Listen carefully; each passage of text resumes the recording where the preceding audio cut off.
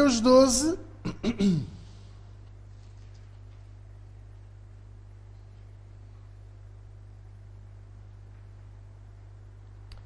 diz assim o versículo 2: olhando para Jesus, autor e consumador da nossa fé, o qual, pelo gozo que lhe estava proposto, suportou a cruz, desprezou a afronta, a sua Bíblia se calhar diz ignomínia, mas é a mesma coisa, desprezou a afronta e hoje está sentado à direita de Deus Pai. Bom, olhe para mim. Eu só com este versículo seria capaz de fazer uma boa mensagem da palavra de Deus para vocês. Existem alguns segredos dentro deste versículo, só deste versículo, deste pequeno versículo, que se você os colocar em prática, se você colocar estes segredos em funcionamento na sua vida, você nunca mais será o mesmo. Vire-se para o irmão que está ao seu lado, e assim uma cotovelada com um jeitinho. Não quer ninguém ir depois no fim a vir pedir oração pelo braço. E diga-lhe assim a ele: estás a ouvir bem? O que é que ele disse? Disse a mesma coisa? Ah, ainda bem. Olhando para Jesus. Olhando para Jesus. Veja, a palavra de Deus usa-se também dos nossos sentidos para nos chamar a atenção. Por exemplo, em Romanos, nós aprendemos que a fé vem pelo ouvir e o ouvir pela... Ei, a palavra... Vocês estão bem hoje? Diga comigo, a fé vem... Ei, não beberam café, vê-se logo, não é? Limpe lá aqui a faringe e diga, a fé vem... Ah, estão a ver? Fé vem pelo ouvir e o ouvir pela palavra de Deus. Isto é um segredo que nós aprendemos, que os nossos sentidos estão interligados com a palavra de Deus. A fé vem por eu ouvir a palavra. Eu ouço, eu capto, eu entendo, ela é semeada no meu coração e dá fruto no seu tempo. Mas aqui também diz, olhando para Jesus. Quer dizer que se eu me focar em Jesus, se eu não tirar os meus olhos de Jesus, e eu digo-vos uma coisa, muitas das vezes as circunstâncias andam à nossa volta e nós perdemos o nosso foco. Tiramos os olhos de Jesus. Pedro aconteceu isso com ele. Pedro estava no barco, mais alguns discípulos, no meio do lago de Genezaré. E diz que estava uma noite assim muito calminha, estrelada, estava tudo sossegado. Verdade ou mentira? Não, mentira. Diz que o vento soprava e as ondas eram altas, de tal maneira que o barco já estava cheio de água. E eles estavam a ver que iam desta para melhor. Porque eu não me recordo agora quantos estavam no barco, mas pelo menos um sabia nadar, que era Pedro, que era pescador. Os outros eu não sei. Se calhar sabiam nadar, mas era 100 metros prego. Não é? E muitas das vezes esquecemos-nos que nós também somos assim. Nós queremos avançar na nossa vida, queremos ir para a frente na nossa vida, mas não temos as condições necessárias para navegar nas circunstâncias da vida. Quantas vezes nós não temos sonhos? Quantas vezes não temos propósitos na nossa vida, mas para os quais não estamos ainda preparados? É por isso é que muitas das vezes parece que Deus não nos dá as coisas quando nós queremos. E parece que desistimos delas. E ficamos tristes. E andamos amargurados. Parece que Deus se esqueceu de mim. Às vezes dizemos isso, às vezes por dar cá aquela palha. E há momentos em que dizemos isso com tanta dor no coração. Mas sabe uma coisa? Eu gostava que você entendesse esta verdade que eu lhe vou dizer esta noite. Deus dá-nos tudo no tempo certo, na hora certa, na medida certa. Há pessoas, olha o que eu lhe vou dizer, há pessoas que querem ter bênção quando o que precisam é suprimento. E dentro da igreja não tem havido homens e mulheres de Deus que saibam explicar a diferença. Então prometem bênção a toda a gente. E quando aquilo deviam de prometer era suprimento a toda a gente. A própria palavra de Deus diz assim, Isaías capítulo 53, se não estou em erro, no versículo 5 ou no 6, penso que é no 6, diz assim, e a paz que estava sobre ele, aliás, o castigo que nos traz a paz, estava sobre ele, o versículo 5. E pelas pisaduras de Jesus fomos sarados. O castigo que nos traz a paz. O que é a paz?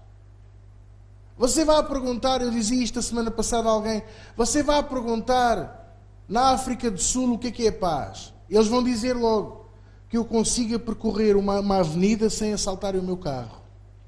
Porque lá eles nem param nos semáforos, para quem não sabe. Principalmente à noite. À noite, fica vermelho, verde, amarelo, eles não param, é vivo. Porque se pararem, eles vão ser assaltados. Está ali atrás atrás daquela cortina, que já viveu na África do Sul, que não me deixa mentir. Mas você vai à Somália e pergunta a alguém lá o que é paz para eles. Ter o que comer. Vá ao Médio Oriente, fale com um israelita e pergunte-lhe o que é que para ele é paz.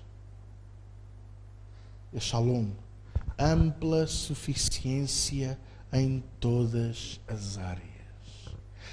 O castigo que nos traz a paz estava sobre ele. Ele tomou conta do castigo que estava sobre a minha vida e a sua para nos dar a paz. O que é a paz? É o suprimento em todas as áreas da minha e da sua vida. Suprimento.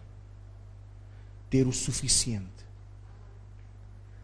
Depois de eu ter o suprimento em ação na minha vida, então eu posso pedir a Deus a bênção. Porque Deus é um Deus de ordem. Deus nunca começa a casa pelo telhado. Você está a ouvir o que eu estou a ensinar? Deus começa sempre a casa pelos fundamentos. E Deus começa a tratar da minha e da sua vida sempre pelo princípio, sempre pela zona basilar da casa. Nunca por cima. Entende? E quando eu digo estas coisas é para você entender que Deus trata connosco da mesma maneira. E entretanto, o que é que eu tenho que fazer, pastor? Nunca perder o meu foco. Nunca tirar os meus olhos de Jesus e da palavra. Muitas das vezes nós somos abençoados por Deus, temos o suprimento, temos a bênção e depois tiramos os olhos de Jesus. Porquê? Porque não precisamos. Muitas das vezes nós só temos os olhos postos em Jesus pela necessidade da nossa vida. E esquecemos de manter os nossos olhos nele, mesmo quando já temos tudo suprido. Mesmo quando até já temos a bênção. E não é suposto tirarmos os nossos olhos dele. Mas como bom exemplo temos Pedro outra vez. Pedro estava naquele barco, como eu disse há bocadinho, já com água pelo joelho provavelmente, e os outros a tirarem com baldes. E há alguém que viu um vulto a andar sobre as águas, uma coisa perfeitamente normal, não é? E gritaram, é um fantasma. Eu não sei o que é que você gritaria. Se era um Walking Dead, se era outra coisa qualquer, não sei, não é? Todos os tempos são diferentes, mas uma coisa é certa. Jesus disse, não temais, sou eu. Agora é fácil dizer estas coisas, não é? Agora é fácil pensar que Jesus disse, não temais, sou eu. Mas vá lá você para o meio do mar, com o vento a assobiar e as ondas a caírem em cima, você todo encharcado. E quer ver, mas o sal mete-se-lhe nos olhos e você não consegue ver. Já pensou nisto? E a ondulação. Tem momentos em que via o fantasma, momentos em que não via nada. E no entanto, eles ouviram a voz de Jesus. Não temais! Que já teve que gritar mais do que aquilo que eu estou a gritar agora, porque não me convém gritar mais, senão depois fico rouco. Não tenham medo, sou eu! E Pedro, de dentro do barco, disse, é? Então se és tu, manda-me ter contigo.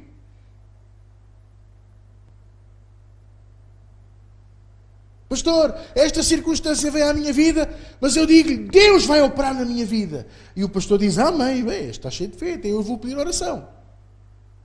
Mas depois, pôr o pezinho fora do barco e caminhar sobre as águas, aí é que está a verdadeira fé. E Pedro fez. Já que alguém andou sobre as águas, tirando a parte quando você anda nas pontes, há aqui alguém que tenha caminhado sobre as águas? Não, pois não. Mas Pedro andou. Pedro andou.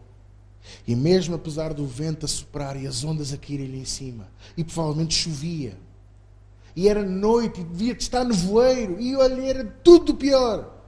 E naquele dia os médios e os máximos fundiram-se. Não viam nada. E de vez em quando a ondulação lá o deixava ver. Oh, está ali Jesus. É para ali que eu tenho que ir.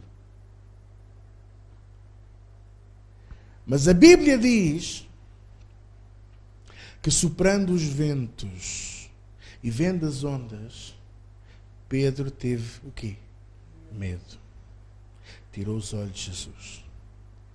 Quando alguém vem ter comigo e diz-me assim, pastor, eu estou com medo desta situação, é porque já tirou os olhos de Jesus. Pastor, eu não sei o que é que eu vou fazer.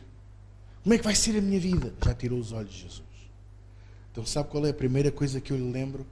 Hebreus capítulo 12, versículo 2. Olhando para Jesus. Autor e consumador da nossa fé.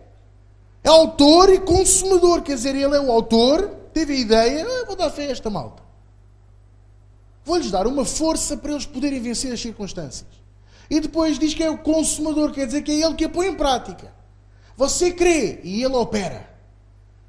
Você acredita e ele estende a mão.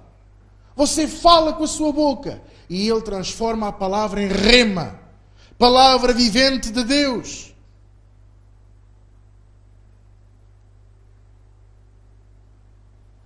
Autor e consumador da nossa fé, o qual pelo gozo que lhe estava proposto. Qual gozo? Qual foi o gozo que Jesus teve? Porque sinceramente não foram as 39 chicotadas. Isso não dá gozo nenhum. Digo eu, não sei. De certeza que não foi a coroa de espinhos, nem os cravos, nem a humilhação. Qual foi o gozo? A minha e a sua salvação.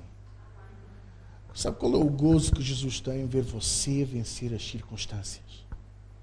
Cada vez que você consegue pôr o diabo debaixo dos seus pés, o gozo que lhe estava proposto. Você imagina ele na cruz do Calvário, no meio daquela aflição toda por mim e por si, lá dentro havia aqueles momentos, vale a pena, vale a pena. O Álvaro vai fazer isto, o João vai fazer aquilo, a Helena vai fazer aquilo outro. Vale a pena. O gozo que lhe estava proposto. Então, se você pensava que ninguém tinha prazer quando você vence na vida, eu quero lhe dizer que houve alguém que teve prazer na vida pelas suas vitórias e ainda você não tinha nascido. E o seu nome, Jesus de Nazaré. 3 améns. Posso ouvir o amém?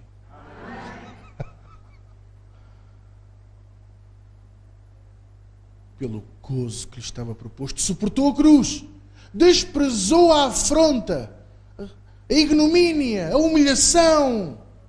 Ou você pensa que ele estava na cruz com uma tanguinha? Como muitos dos filmes o põem, ele estava nu na cruz do Calvário.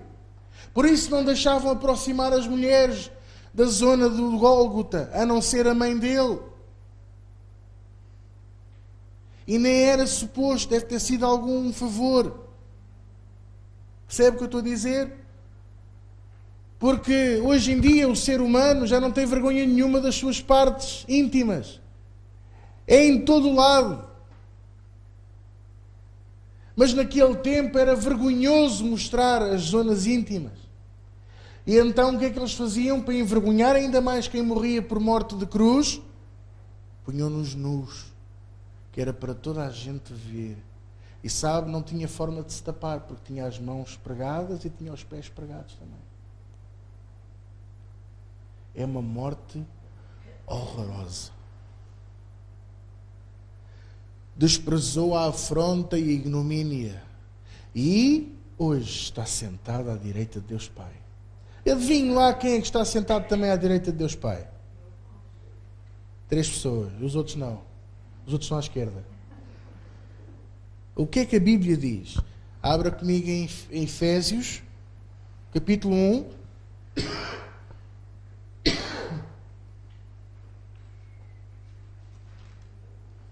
Efésios 1.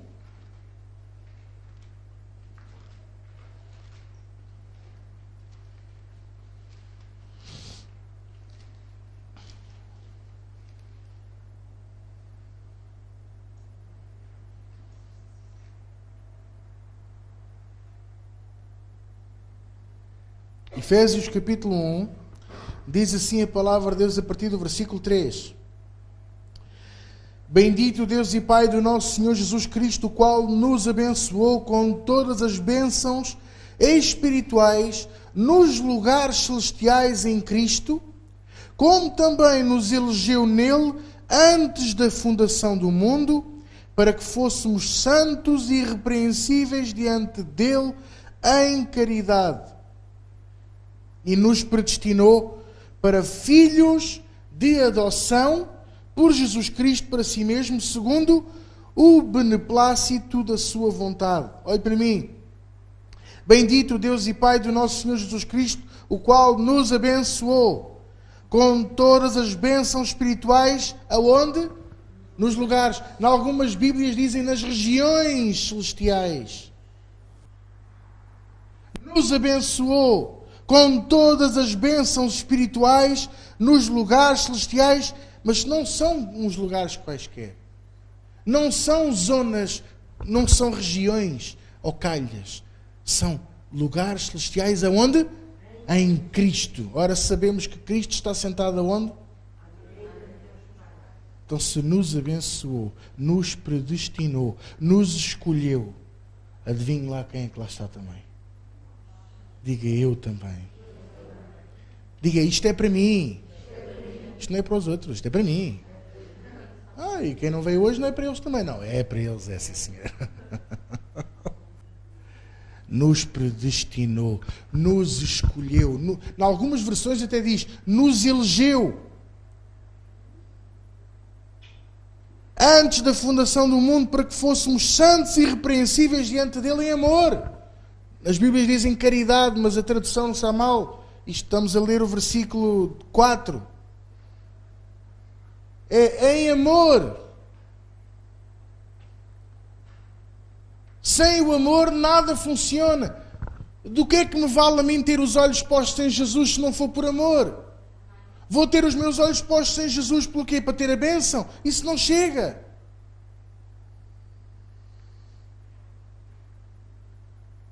O que eu quero dizer a vocês, eu estou a ser movido pelo Espírito Santo de Deus esta noite para vos dar aquilo que eu chamo uma injeção de fé. Está calor? Vocês têm calor? Está tudo bem? Está? Respiram bem? Estás bem? Estás bem? Está muito calor. Queres que eu mande parar esse? O ar? Queres que eu mande? Sim. Não, está. É que eu estou-vos a ver muito vermelhos. Sei que eu não sei se é do calor, se é da unção de Deus. Por isso, que seja da unção de Deus. Estou-vos a dar aquilo a que eu chamo muitas vezes uma injeção de fé. Estou-vos a dar aquilo que é... E veja, eu não estou propriamente a falar de fé. Estou-vos a falar da palavra de Deus. A importância de ter os meus olhos em Jesus. E por amor e em amor. Porque veja uma coisa. A Bíblia diz, em Hebreus, até podemos lá ir. Você gosta de abrir a Bíblia, gosta de mexer a Bíblia? Então, abra aí comigo. Hebreus. Deixa-me cá ver aqui. Capítulo 11. Não é, Januário? Capítulo 11, não é? Aleluia. Capítulo 11, versículo 6. Ora, sem fé é impossível agradar a Deus, Porque é necessário que aquele que se aproxima de Deus creia que Ele existe e que é galardoador. Vamos traduzir isto? Recompensador, abençoador. De quê? Daqueles que o buscam. Isto é um segredo tremendo. Eu tenho os meus olhos em Jesus, mas porque eu o amo. Não é só porque estou em aflição, é porque eu o amo. Sabe que isso é das coisas que eu mais procuro quando eu falo com as pessoas, quando eu dou aconselhamentos, quando eu oro pelas pessoas, é saber se a pessoa vem pela necessidade ou vem porque ama a Deus. E eu tenho visto isso. A pessoa vem porque ama a Deus e porque acredita que Ele consegue estender a sua mão, derramar o seu poder e transformar a vida de maldição em bênção. Mas primeiro que tudo tem que ser por amor. Eu amo a Deus, por isso eu sei que Ele me resgatará. E porque eu amo a Deus e eu ponho os meus olhos nele, então eu sei que este versículo torna-se real. Porque eu creio em Deus. Veja uma coisa. Você sabia que é preciso ter fé para acreditar em Deus? Às vezes as pessoas não pensam muito nisto, não é? Mas eu hoje gostava que você pensasse um bocadinho comigo. É preciso ter fé para acreditar em Deus. Você alguma vez o viu?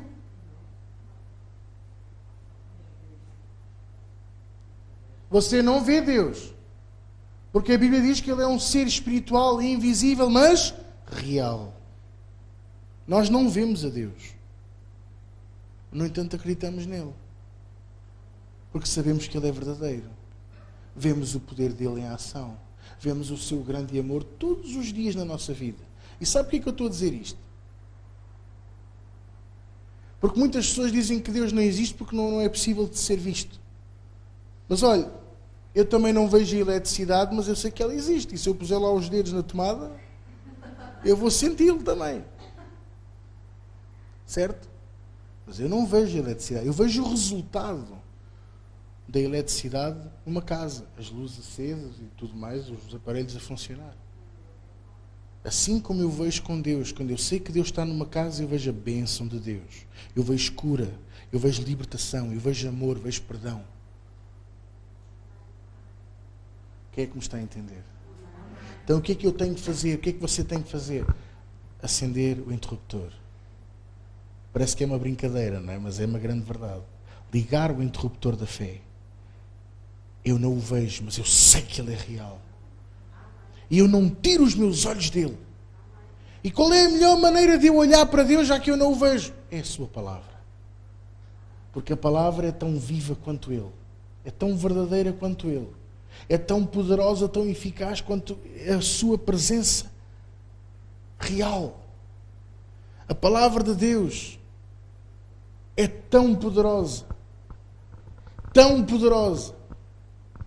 que ela por si mesma, a Bíblia diz que ela por si mesma mata, de tão poderosa que é. Mas o Espírito vivifica. E a palavra de Deus toma a forma daquilo que você precisa. A palavra de Deus toma a forma daquilo que você mais necessita na sua vida. Há dias em que nós precisamos da palavra de Deus e que ela seja como um bálsamo para as nossas feridas. E sabe uma coisa? E Ele vem sobre nós e traz-nos palavra de bálsamo. Para sarar a falta de perdão, para sarar as mágoas, para sarar as humilhações, o passado. Eu ainda vejo muita gente dentro da igreja cheia de âncoras ao passado, amarrados ao passado. E você pode me perguntar assim, ainda hoje alguém me perguntou isto. E como é que tu fazes com o teu passado? O meu passado está-me sempre a bater à porta. Como é que eu faço? Mantenho-me humilde diante de Deus. E digo sempre, Senhor, eu já não sou isto. Então eu preciso que tu me ajudes a continuar em frente. E alguns de vocês aqui esta noite, o passado bate-vos à porta para vos roubar o futuro e a alegria do presente. Alguns de vocês Estão a ter bons momentos na vossa vida, mas o passado bate-vos à porta para vos roubar a paz e a esperança no futuro. E eu digo-vos uma coisa, isso é usado por Satanás para nos roubar a fé. Isso é usado por Satanás para nos roubar a esperança no porvir.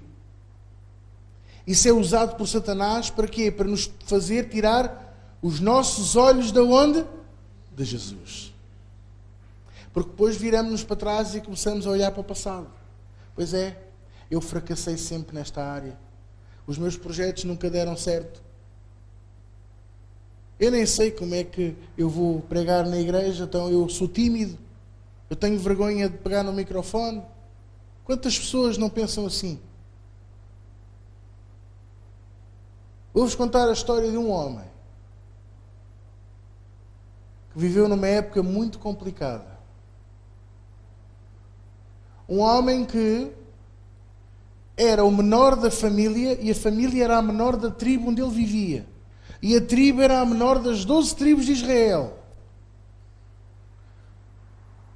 E aquele tempo em que viviam era um tempo terrível, em que os inimigos praticamente todas as semanas entravam na cidade, salteavam as lojas, roubavam as colheitas, violavam as mulheres e levavam crianças para serem escravos deles.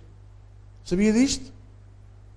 É tanto que eles tinham uma colheita de trigo, apanharam aquela colheita e ele, este homem de quem eu estou a falar, foi para o lagar malhar o trigo, que era para os inimigos não verem a poeira. Já que alguém malhou o trigo, quem é que está aqui que já malhou o trigo? Quem é que não levantou o braço, mesmo que eu peça? Eu sou para saber. Então quem é que já malhou o trigo? Agora já houve mais gente. E que levanta assim uma poeira. E sabe uma coisa, até é perigoso, porque às vezes as espigas vêm aos olhos. Então alguns até usavam uns panos, assim, a cowboy, sabe? Assim, a proteger mais ou menos os olhos e a boca e o nariz por causa do pó que levantava. Para os inimigos não verem que eles estavam a malhar o trigo, ele foi para o lagar. E você sabe que naquela altura os lagares eram feitos na rocha, eram escavados em grutas, que era para ser mais fresco. E ele estava a malhar o trigo dentro do lagar. Ora, o lagar não é para malhar o trigo. O lagar é para fazer o quê? Ou azeite, ou vinho. Aquelas coisas que vocês gostam também, não é? Eu também. Eu gosto do azeite. E de repente ele estava a malhar o trigo e apareceu um anjo e disse-lhe: homem valoroso! Ele ia ter um ataque cardíaco. Ai! Que é isto? Homem valoroso! A quem o Senhor escolheu para guiar a nação? Eu nem sei conduzir. Eu! Sim, Gedeão! Quem não se tinha percebido, estou a falar de Gedeão. És tu que vais guiar o povo, és tu que vais conduzir esta nação. Eu não tenho carta de condução, como é que eu vou guiar alguma coisa? Eu estou aqui a malhar o trigo no lagar, que é para ver se os filisteus não nos vêm roubar. E tu dizes que eu é que vou. Eu sou o mais pequeno da minha casa. A minha família é a mais pequena da tribo. A tribo é a mais pequena de Israel. Mas aquele anjo lhe disse-lhe ali algo extraordinário, que foi para ele pôr os olhos em Deus. Não disse desta forma, mas disse de outra. E Gedeão, como um homem de fé, cheio de poder e de sabedoria, virou-se para o anjo e disse: está bem, vamos fazer aqui um acordo. Se isto é mesmo de Deus, eu vou pôr um novelo cá fora e o orvalho vai cair sobre toda a terra, menos no novelo. Está bem? E no dia a seguir, estava a terra toda molhada e o novelo sequinho. E ele, como grande homem de fé, sabe o que ele fez? Pediu um segundo sinal. Agora é ao contrário. Que a terra fique seca e só o novelo fique cheio de orvalho. E assim foi. Diz que até encheu um gomer ou um copo, o que era. E então ele percebeu que Deus estava a falar para ele. Muitas das vezes Deus fala para si coisas para que você siga em frente. Usa-se... No domingo, eu nem sabia, nem me tinha percebido que eu tinha dado aqui uma profecia. Só depois ao ver o vídeo e a Liliana é que me lembrou disso. Foi, não foi? Foi. Eu nem me lembrava que eu tinha dado aqui uma profecia e sabe uma coisa? Deus falou coisas extraordinárias. Até a mim me animou hoje a ouvir o vídeo outra vez. Glória a Deus que Ele disse isto, que eu nem me lembrava. Isto é bom para nos animar, para gerar fé no nosso coração, para nós termos força para fazer o quê? O que está em Lucas 10:19. Eis que vos dei poder para pisar serpentes e escorpiões e toda a força do inimigo, e nada vos fará dano algum. Eu não posso viver a minha vida com medo. Nós não podemos viver a nossa vida sempre receosos do que vai acontecer ou não vai. Nós temos que viver a nossa vida com fé e ânimo e ir para a frente. Não é porque atrás vem gente, como dizia o mundo lá fora. É ir para a frente porque Deus é comigo. E sabe o que é que diz a palavra de Deus? Ele vai à nossa frente, Ele vai atrás de nós, Ele vai ao nosso redor, Ele vai por cima, Ele vai por baixo, Ele nos defende, Ele nos protege, Ele dá ordem aos seus anjos para que nos tomem nas suas mãos e para que não tropecemos com o nosso pé em pedra. Nenhum mal nos sucederá, nem praga alguma chegará à nossa casa. E se chegar, o poder de Deus é poderoso para sarar, curar, libertar, ressuscitar. Amém. Amém. Amém. Eu estou com uma pastora Donzia. Se querem que eu faça aqui o pino e roda, não. Isto tinha que chamar o INEM.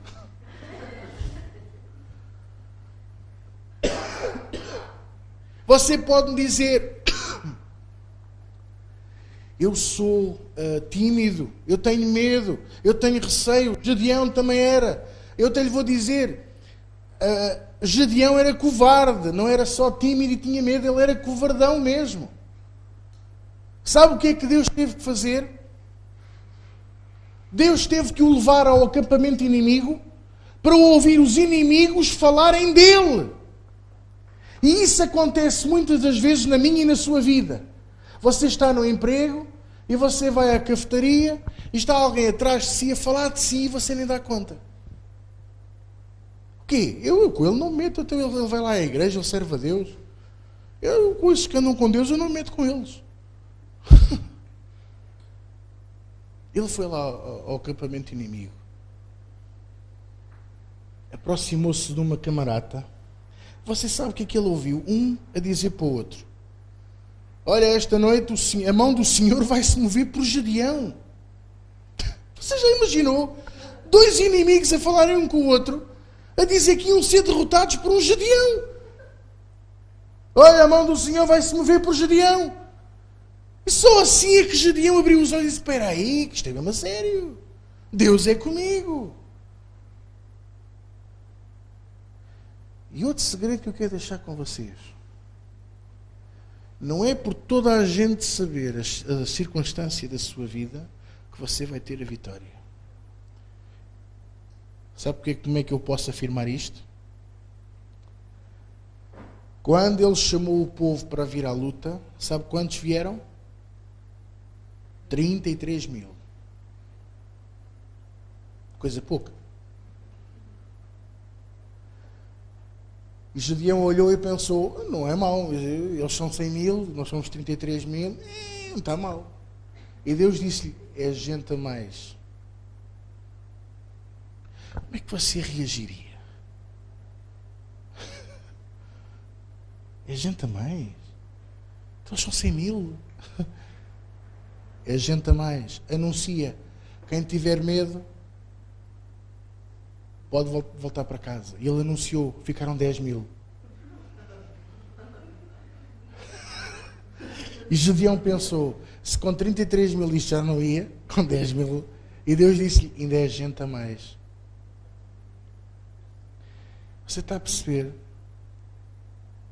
Não é preciso contar a toda a gente o que se passa. O Facebook, o que tem de bom, também tem de mau. Segunda, terça-feira não foi? Falámos nisso. O que o Facebook tem de bom, também tem de mau. Conta-se tudo no Facebook. Fui à casa de banho, acabei de acordar. Dei a primeira garfada no arroz de marisco que vou comer hoje. Agora vou fazer a O. Mostra o pijama em cima da cama. Quem é que me está a entender? Chava até amanhã, exatamente.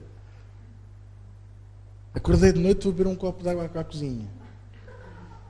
Isto é um exagero, mas sabe, não conta a sua vida toda a toda a gente. Conta a Deus, ao seu pastor e de preferência a mais ninguém. Eram 10.000 e Deus disse-lhe, é gente a mais. Manda-os ir beber água ao lago. E olha, escolhe só aqueles que bebem água com a mão a vir à boca. Que estão sempre atentos e estão da atalaia. Em 10.000, sabe quantos trouxeram a água à boca? 300. 9.700 bebiam como aos cães.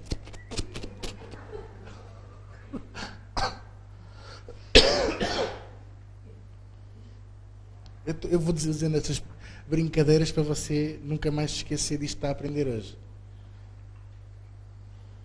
Percebe o que eu estou a dizer? Ele foi à batalha com 300 homens, umas tantas vasilhas de barro e umas tochas de fogo e ganhou. Ainda que você se sinta em minoria, nunca se esqueça que uma pessoa com Deus é sempre maioria. Pastor, eu estou sozinho. Não está. Você tem o céu inteiro ao seu lado. Anjos, Deus, os serafins, querubins, todos do seu lado. Nós é que nunca vemos isso. Lá está outra vez, é preciso ter fé para acreditar que os santos anjos de Deus vão como 2 batedores à frente do seu carro e atrás do seu carro. E você vai no autocarro e eles vão à frente e outros vão atrás. Eu vou no avião e então vão 2 à frente e 2 atrás. Sabe o que quer dizer? E é verdade. Já na viagem que a pastora Donzila e a Zélia fizeram à Suíça, e agora nesta, 2 anjos à frente e 2 atrás. E 2 outros. Pois, tem o João e aonde?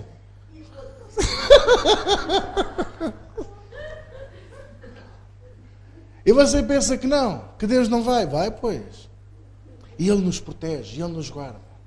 Então, amados, o que é que eu preciso fazer? Nunca tirar os meus olhos de quem? Da sandes de queijo e fiambre que tenho em cima da mesa. Eu nunca tenho que tirar os olhos de quem?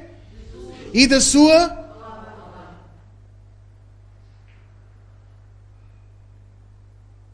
Tenho que ter fé em quem? Em Deus. Nunca tirar os meus olhos. Sustentar a minha fé em Deus e na sua palavra.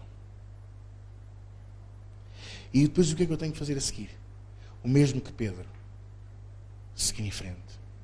Dar os meus passos. Olha, eu digo-vos uma coisa. Mais valeu a Pedro dar 3 ou 4 passos e depois começar-se a afundar do que nunca sair do barco. Eu vou ter aqui um rasgo de fé e vou... Isso também não funciona. Tem que ser eu creio, Deus é comigo, eu vou avançar. E agora veja uma coisa. Pedro não deu um passo maior que a perna. Este é um segredo que ninguém ensina nas igrejas. Parece que muitos pastores o que ensinam é a malta a mergulhar de 300 metros de altura para dentro de um alguidarzinho com água. É um rasgo de fé. Que vai correr mal, de certeza. Mas vocês percebem? Os pastores não ensinam a verdade. Fé não é eu dar um passo maior que a perna. Fé não é eu dar um passo do desconhecido. Pedro conhecia a água. Pedro propôs-se ir ter com Jesus.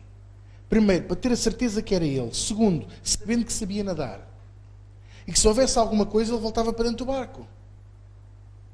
Assim como você e eu, para eu andar pela fé, e muitos de nós já andamos pela fé, você consegue pagar as suas contas todas? Levante lá o seu braço. Consegue pagar as suas... Então você já anda pela fé, sabia? Porque nos dias de hoje, em que há tantas casas a serem entregues ao banco, tantos com problemas em pagar os empréstimos, os cartões Visa, amarrados por dívidas, sabe-se lá como e feitio de que maneira, e você consegue levar a sua vida sem se endividar, então você já anda pela fé. E não foi preciso dar um passo maior que a perna. Este é o segredo. Este é o segredo para você ser bem sucedido. O que é que diz a palavra de Deus? Que o Senhor guia o quê? Os nossos passos. Então, se é Ele que guia os nossos passos, Ele não vai fazer você dar um passo maior do que aquilo que você pode dar. Pedro galgou a beira do barco, pôs o pé na água, caminhou sobre as águas. Mas podia ter ido logo ao fundo e depois voltava para o barco. Lembre-se sempre, fé é eu saber que o lugar onde eu vou pôr o meu pé, Deus está lá. Deus está lá. Dar um passo maior que a perna, Deus não está. Deus é um Deus de ordem. Posso ouvir o amém? Então, fé é eu nunca tirar os meus olhos de Deus, sustentar-me na palavra de Deus, guiar-me pela palavra de Deus e ter cuidado com o caminho que eu vou seguir. Confiar nele de todo o meu coração. Crer que Ele existe, que Ele é recompensador daqueles que o buscam. Eu digo-vos uma coisa, às vezes eu ouço aí tanta gente a fazer tanta coisa. E eu já fiz a oração da fé, e agora vou fazer a oração de não sei o quê, e agora vou fazer não sei o que mais. Olha, está bonito. E não sei o que mais, e não sei o quê, e depois nada funciona. Mas sabe o que é que funciona? É você acreditar que Ele é galardoador, recompensador, abençoador daqueles que o buscam. Busque-o, ore todos os dias, leia a Bíblia, medite nela dia e de noite, busque a palavra de Deus. Quem é que já teve aqui alguma experiência em que parece que a Bíblia nos chama? Quem é que... Oh, a minha até parece que brilha no escuro. Estou a falar sério. Eu tenho uma Bíblia na mesa de cabeceira, não é para enfeitar, até porque está tão velhinha, já tem folhas soltas, a capa já foi à vida há tanto tempo.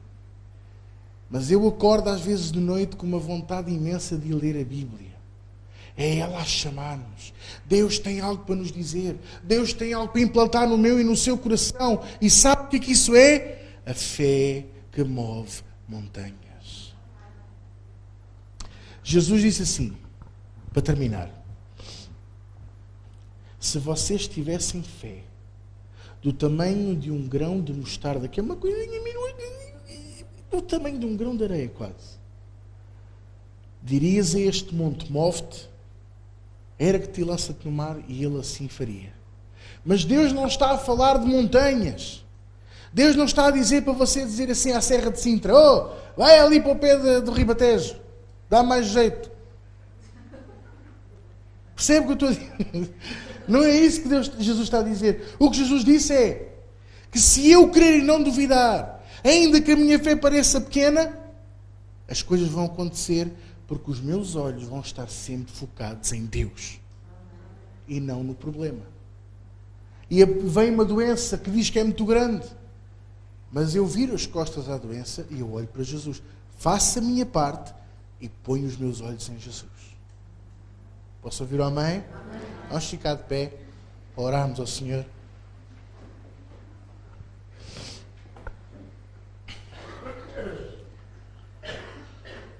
Portanto, anime-se, encha-se de fé, sinta aí a adrenalina toda aí nas veias, mas durma uma noite descansada, porque amanhã é um novo dia. Lembre-se sempre, você de manhã acordou e viu o sol a raiar, é mais um dia de vitória. O dia pode correr mal, mas com Deus, ainda que corra mal, Deus vem e sempre opera. Deus sempre nos livra das circunstâncias. Deus sempre nos dá força. Foi um dia tão difícil. Quando você vai analisar, há dias que você chega ao fim desse dia e pensa assim: como é que eu fui capaz de fazer aquilo tudo? É Deus. Às vezes nem damos conta que Deus é connosco. Foi tão difícil hoje. Estou tão cansado. E deveríamos era dizer: graças a Deus. Como é que eu fiz aquilo tudo hoje? Eu vejo as senhoras, elas trabalham, cozinham, põem a roupa na máquina, estendem a roupa, passam a ferro, vão levar o cão à rua. Xixi e cocó. Não se diz xixi e cocó na igreja? Ainda voltam. E o marido diz: traz-me uma peça de fruta.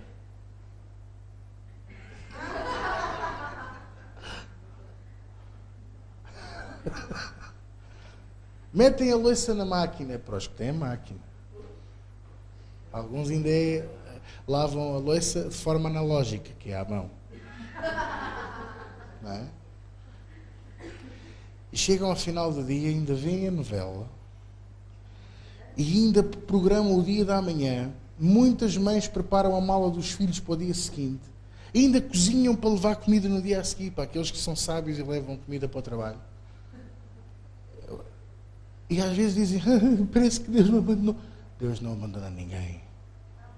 Você ainda faz essas coisas, ainda faz mais.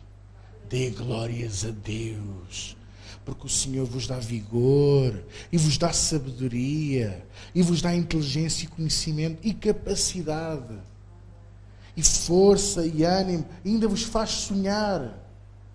Oh, mulheres de Deus, aqui nesta casa esta noite, ainda vos faz sonhar com casas maiores e melhores, e roupas bonitas, e viagens. Deus fez a mulher para mostrar ao homem que ele pode fazer 2 vezes mais se ele quiser. Ah, pois pode. Olha. Ah, pois pode.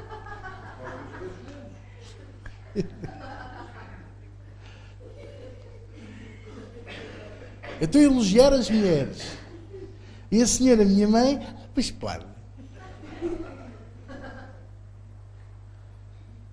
Posso ouvir a mãe? Eu tenho um trato em casa. Eu ajudo muito a minha mulher, graças a Deus. Eu adoro cozinhar e, a sério, eu cozinho muito e ajudo e passei também a minha cadela e ajudo mesmo muito em casa. Mas eu tenho um trato com ela. Nós nunca dizemos um ao outro que estamos cansados. Há dias em que chegamos a casa e eu falo para mim, eu chego a casa com a cabeça em água. Eu trabalho com mapas de Excel com mais de 11.000 linhas, às vezes. Ver aqueles números, aquelas coisas todas, aquilo é... Mas sabe uma coisa? Chegamos a casa e programamos o resto da noite e o dia a seguir. Não há tempo para dizer que estamos cansados. Não há. Eu vou perder o meu tempo a dizer que estou cansado. Então eu gosto muito é de dizer que cada vez mais eu tenho mais vigor e mais força. Mais ânimo. Experimente.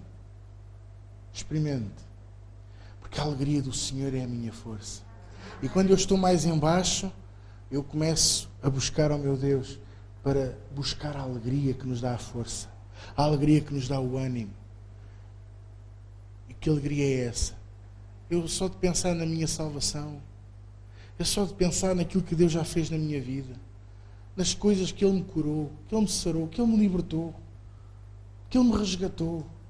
Ele me escolheu. Como é que isto? É escolhido para pregar o Evangelho. Só Deus. E tem mesmo sentido de humor. Então, dê graças a Deus. Seja grato.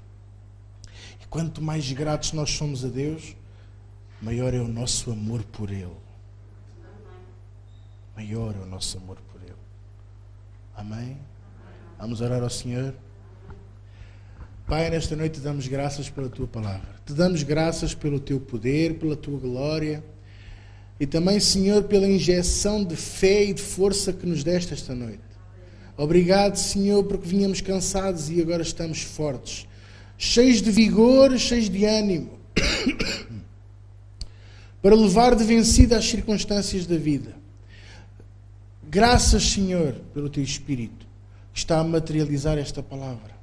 Eu sei que esta noite, ó Deus, Tu vais dar sonhos, projetos, vais dar ideias, soluções para problemas. Vais abrir caminhos onde eles não existem, porque essa é a Tua palavra e é a Tua promessa.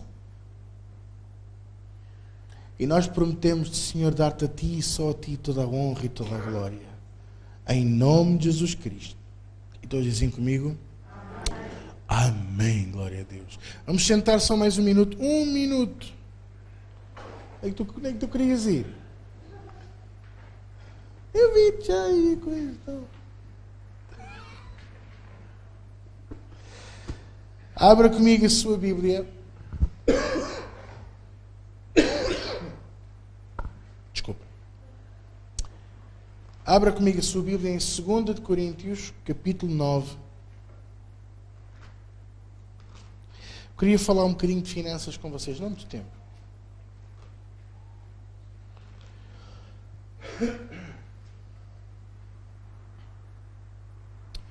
Nós vamos a caminho de novas instalações. Dou graças a Deus por isso. É verdade. Estamos no processo, no tempo certo e na hora certa, depois anunciamos tudo com calma. Estamos a caminho de novas instalações. Glória a Deus. Com outras condições, maiores.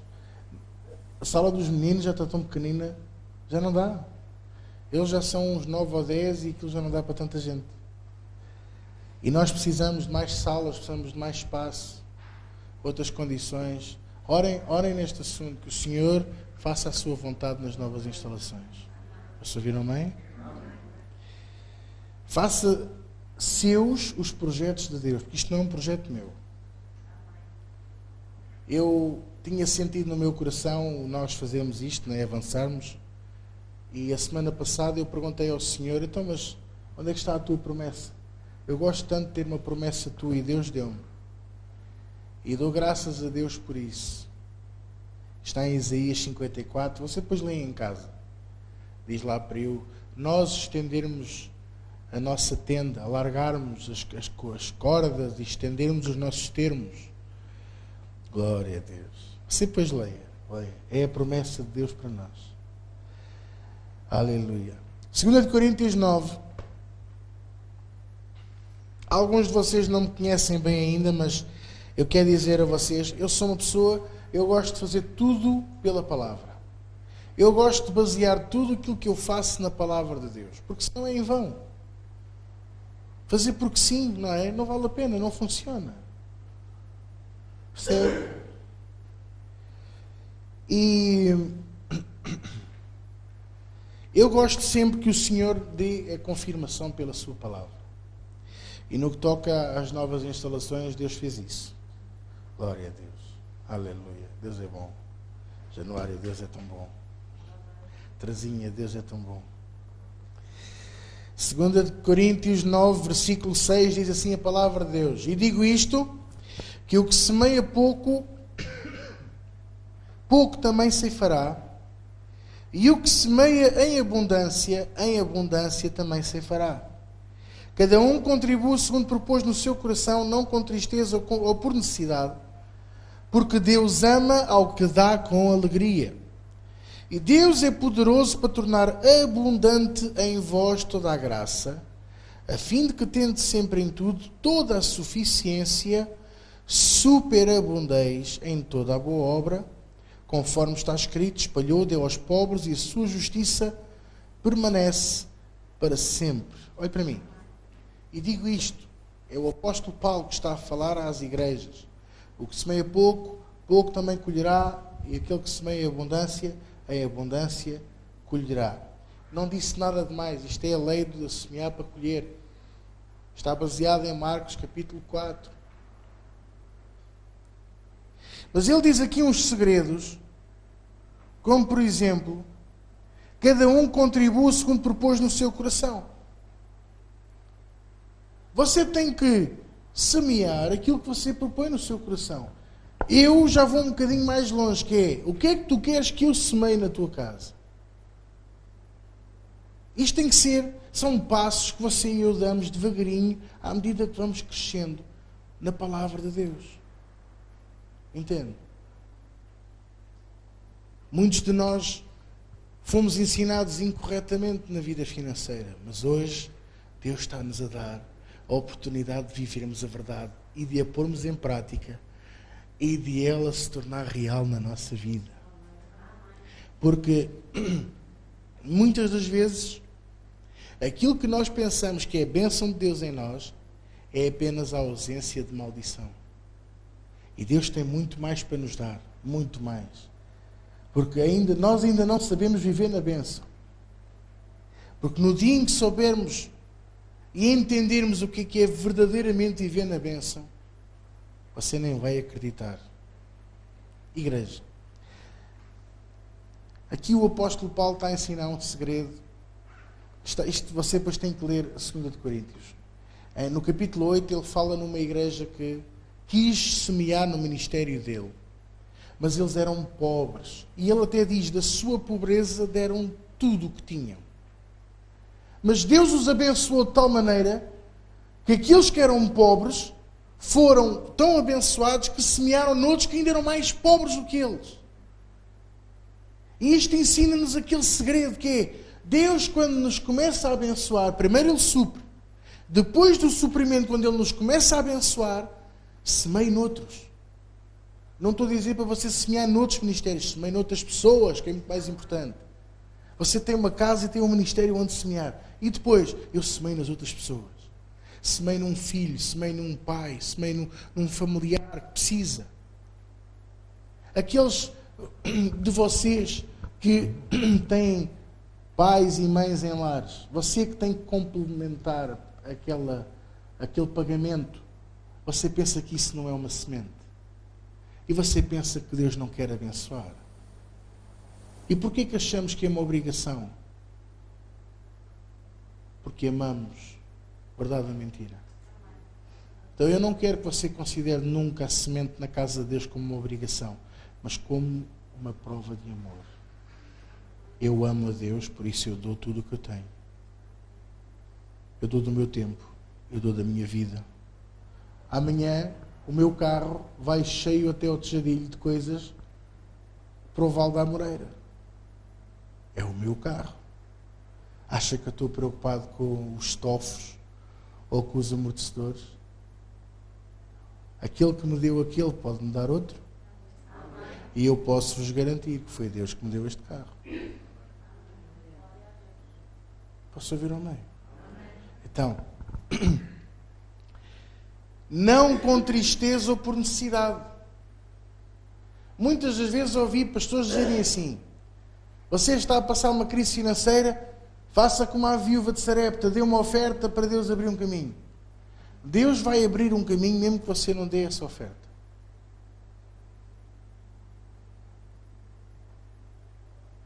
Estão assim tão chocados.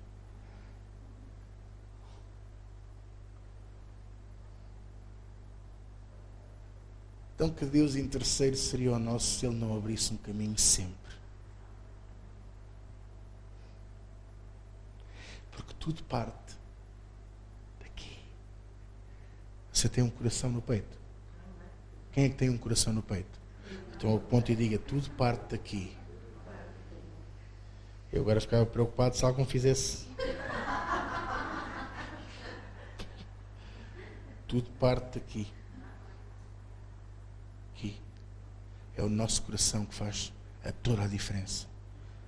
Não com tristeza ou por necessidade, porque Deus ama o que dá com alegria. Eu estou sempre a falar nisto. Você sabe qual é a palavra no original hebraico? Perdão, no original grego? Hilaros. Quer dizer, ao que dá hilariamente, a rir à gargalhada, feliz da vida. Então é isso que eu sugiro. Não se comece para ir a rir à maluca, não é? Mas que você semeie a sua semente com alegria. Semeie a sua semente com fé e com alegria desmedida. Ainda não consigo, pastor, a necessidade é muita. Então, peça a Deus para trabalhar o seu coração. Aqui, ó, faz toda a diferença. Amém? Os nossos assistentes têm envelopes para o caso você querer pôr a sua oferta. Vamos preparar a nossa oferta, o nosso dízimo, a nossa primícia, que o Senhor puser no seu coração, que você é livre. Em nome de Jesus. Amém? Obrigado, Jesus.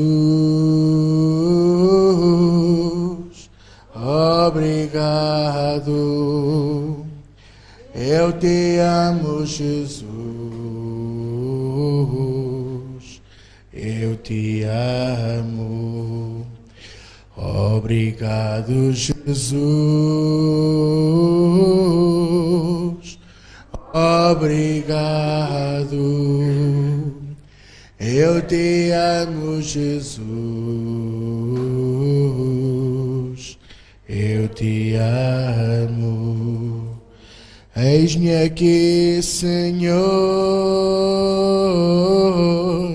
na tua presença. junto ao teu trono para te adorar. Quero estar junto a ti, tu és meu amigo. Quero ser como tu, mais parecido contigo. Obrigado, Jesus. Obrigado. Eu te amo, Jesus. Eu te amo. Põe a sua mão no seu coração e deixe-me orar. Eu, Senhor, nesta noite te damos graças por estas sementes, Pai. Te damos graças por esta oportunidade de semearmos na tua casa. Te agradecemos, Senhor, porque sabemos que tu já estás a multiplicar, não a 30 nem a 60, mas a 100 vezes tanto, ó Deus. Porque sabemos que tu queres o melhor para este povo. Tu prometeste, Senhor, 7 anos de semente e colheita grandiosa. Tu prometeste, Senhor. E eu sei que tu estás a cumprir. Por isso, como teu servo, eu te quero pedir, ó Deus, que tu continues a abrir as janelas dos céus e a derramar sobre nós, sobre o teu povo e sobre esta casa, uma bênção tal que dela nos venha a maior abastança e suprimento e bênção, para que possamos ter mais, para viver com mais, semear mais e ajudar mais, em nome de Jesus. E, Senhor, dá sabedoria a todos aqueles que vão gerir estas finanças. Faz-nos ter temor, Senhor, em nome de Jesus eu te peço. E todos dizem comigo, amém. Glória a Deus. Dê uma grande salva de palmas a Jesus. Damos toda a honra e toda a glória, Senhor. Sejas louvado para todo sempre. Aleluia. Glória a Deus. Vamos terminar aqui. Se alguém precisar de falar comigo, com algum dos pastores, ou oração, nós estamos aqui para vocês. A todos os outros, domingo, 10 da manhã, venha cedo se não fica sem lugar, e que Deus vos abençoe, em nome de Jesus.